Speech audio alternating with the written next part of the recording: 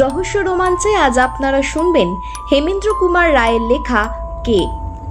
হেমেন্দ্র কুমার রায় ছিলেন বাংলা সাহিত্যের এক কিংবদন্তি পুরুষ। তিনি একাধারে ছিলেন জনপ্রিয় ঔপন্যাসিক, গল্পকার, নাট্যকার এবং কবি। বিশেষ করে তার সৃষ্টি যখের ধন এবং আবার যখের ধনের মতো অ্যাডভেঞ্চার কাহিনীগুলি আজও বাঙালি পাঠকদের মুগ্ধ করে। ছোটদের জন্য লেখা তার অসংখ্য গল্প ও উপন্যাসের মাধ্যমে তিনি এক রোমাঞ্চকর জগৎ তৈরি করেছেন, যা তাকে বাঙালির জুলে ভার্ন উপাধি এনে দিয়েছে। কে গল্পটিও তার লেখার এক দারুণ উদাহরণ। গল্পের সূত্রধার আমি অয়ন্তিকা, গল্প পাঠে কুন্তল, সেই মেয়েটির চরিত্রে লিপিকা, উড়ে বেয়ারা চরিত্রে অংশুমান। শুরু হচ্ছে রহস্য রোমাঞ্চের আজকের গল্প কে।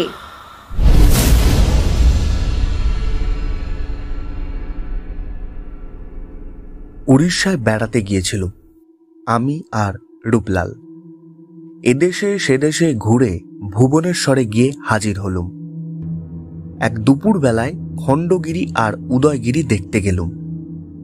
যাবার আগেই পান্ডা সাবধান করে দিলে আমরা যেন সন্ধে হওয়ার আগেই ফিরে আসি, কারণ খণ্ডগিরিতে নাকি নরখাদক বাঘের ভীষণ উপদ্রব হয়েছে।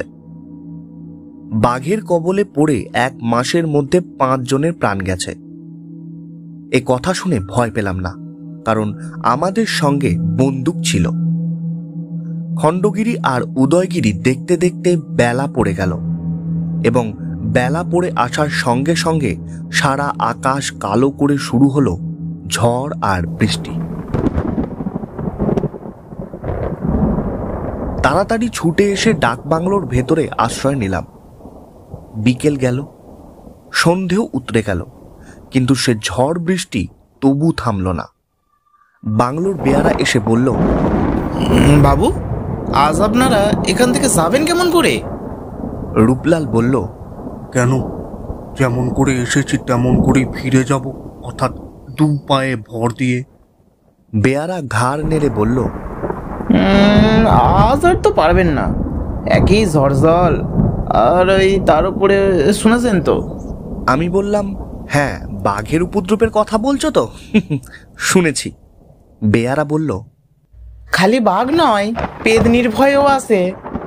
রূপলাল বলল, তাহলে আজ আমরা এই বাংলোতেই রাত কাটাব।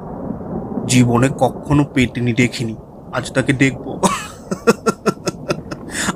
আর যদি পছন্দ হয় তাহলে পেতনিটিকে বিয়ে করে দেশে ফিরব। বেয়ারা বলল, বাবু, আপনি জানেন না তাই ঠাট্টা করছেন। বেশ, আপনারা তাহলে আজ এখানে থাকবেন তো? আমরা বললাম, হ্যাঁ। বেয়ারা বলল, তাইলে আপনাদের জন্য রান্না বান্নার আয়োজন করি গে। এই বলে সে চলে গেল। রাত হলো, বৃষ্টি এখনো ঝরছে, ঝড় এখনো গর্জন করছে। রাতে খেতে বসেছি এমন সময় বাংলোর দরজায় ঘন ঘন করাঘাত হতে লাগলো।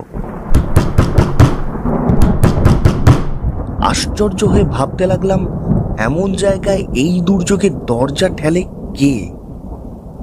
বেয়ারা চেঁচিয়ে জিজ্ঞাসা করল, কে? বাইরে থেকে ভীত কাতর নারী কণ্ঠে সাড়া এলো, শিগগিরই দরজা খুলে দাও, নইলে আমি প্রাণে মারা গেলুম। উড়ে বেয়ারাটা সেইখানে দাঁড়িয়ে ভয়ে ঠকঠক করে কাঁপতে লাগলো। আমি বললাম, অমন করছো কেন? বেয়ারা এক পাও নড়ল না, সেইখানে দাঁড়িয়ে তেমনি করেই কাঁপতে লাগলো। রূপলাল তার ভয় দেখে হাসতে হাসতে দরজার দিকে এগিয়ে গেল। বেয়ারা ছুটে গিয়ে দরজায় পিঠ করে দাঁড়িয়ে মিনতি করে বলল, পায়ে পড়ি বাবু, দরজা খুলবেন না বাবু, ও মানুষ নয়। রূপলাল বলল, বলেছি তো আমি পেতনি বিয়ে করতে চাই। ও মানুষ না হলে আমি বেশি খুশি হব। বাইরে থেকে আবার আত্মস্বর শোনা গেল, বাঘ, বাঘ, রক্ষা করো, রক্ষা করো। রূপলাল আর বাধা মানল না, বেয়ারাকে এক ধাক্কায় সরিয়ে দিয়ে এক টানে সে দরজার খিলটা খুলে দিল।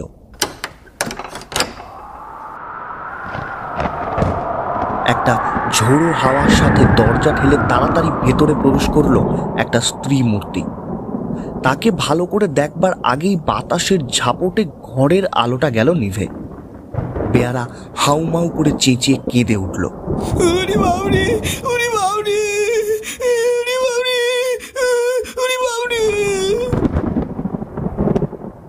সেই অন্ধকার রাত, সেই ঝড় বৃষ্টির হুলস্থুল, সেই পার্বত্য অরণ্যের ঘন ঘন দীর্ঘশ্বাস, সেই অভাবিত ও অজানা নারী মূর্তির আকস্মিক আবির্ভাব এবং আলোহীন ঘরের ভেতরে বেয়ারার সেই কান্না, এই সমস্ত মিলে চারিদিকে কেমন একটা ছমছমে অস্বাভাবিক ভাব সৃষ্টি করল। আমি ব্যস্ত হয়ে বললাম, রূপলাল, শীঘ্রই ঘরের দরজাটা বন্ধ করো, আমি আবার আলোটা জ্বেলে নিই। রূপলাল দরজায় খিল তুলে দিল। আমি আলোটা জ্বাললাম। কৌতূহলী চোখে ফিরে দেখলাম ঘরের কোণে দাঁড়িয়ে একটা অসীম রূপসী মেয়ে ভয়ে ঠকঠক করে কাঁপছে। তার এলোমেলো চুলগুলো এলিয়ে মুখ, কাঁধ এবং বুকের ওপর এসে পড়েছে এবং তার সর্বাঙ্গ বৃষ্টির জলে ভিজে গেছে। মেয়েটির বয়স হবে 18 কি 19।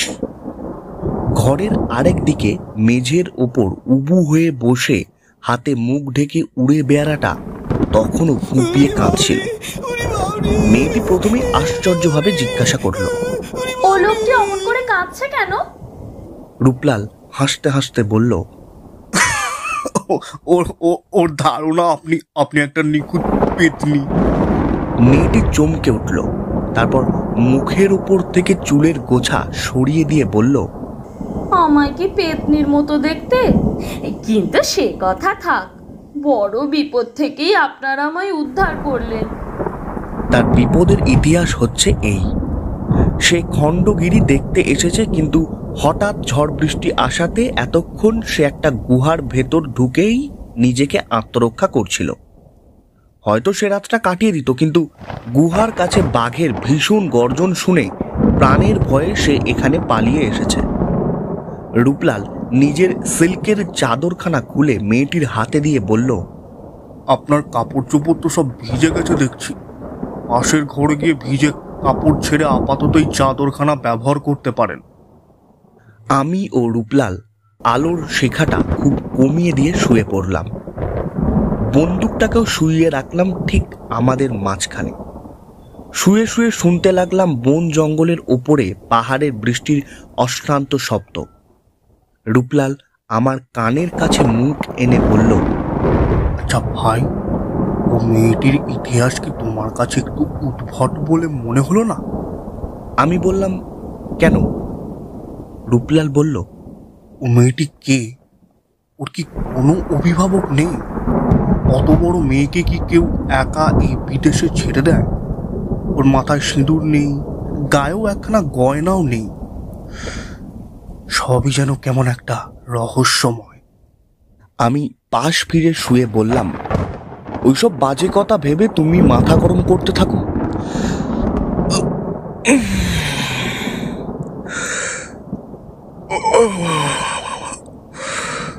ততক্ষণে আমি এখন ঘুমিয়ে নি। আমার যখন বেশ তন্দ্রা এসেছে তখন শুনলাম রূপলাল আপন মনে বলছে, এমন সুন্দরী মেয়ে, কিন্তু তার চোখ দুটো কি তীক্ষ্ণ। ওর চোখ দুটো যেন নিজের চোখ নয়, যেন কোনো হিংস্র জন্তুর চোখ। কতক্ষণ ঘুমিয়েছিলাম জানি না। হঠাৎ কি একটা অস্বস্তি ভাব নিয়ে আমি ধর্মড় করে জেগে উঠলাম। তারপর চোখ খুলে যে দৃশ্য দেখলাম, সারা জীবনেও কোনোদিন তা ভুলতে পারবো না। এই ঘর থেকে পাশের ঘরে যাবার দরজার দিকে পিছন করে মাটির উপরে স্থিরভাবে বসে আছে প্রকাণ্ড একটা বাঘ। আমার বুকের গতি হঠাৎ যেন থেমে গেল। অত্যন্ত আড়ষ্টভাবে স্তম্ভিত চোখে বাঘটার দিকে তাকিয়ে রইলাম, আর সেও তাকিয়ে রইল আমার দিকে। এইভাবে কিছুক্ষণ কেটে গেল। ইতিমধ্যে অল্প অল্প হাত সরিয়ে পাশের বন্দুকটা আমি চেপে ধরলাম। বাঘটা আস্তে আস্তে উঠে দাঁড়ালো, তারপর হঠাৎ হেঁট হয়ে পড়ল লাফ মারবার জন্য। চোখের নিমেষে আমিও বন্দুকটা নিয়ে উঠে বসলাম এবং তাকেই লক্ষ্য করে গুলি ছুড়লাম। একটা উল্টো ডিগবাজি খেয়ে বাঘটা পাশের ঘরে গিয়ে পড়ে অন্ধকারে মিলিয়ে গেল। সঙ্গে সঙ্গে স্ত্রী কণ্ঠে বারবার ভীষণ আর্তনাদ।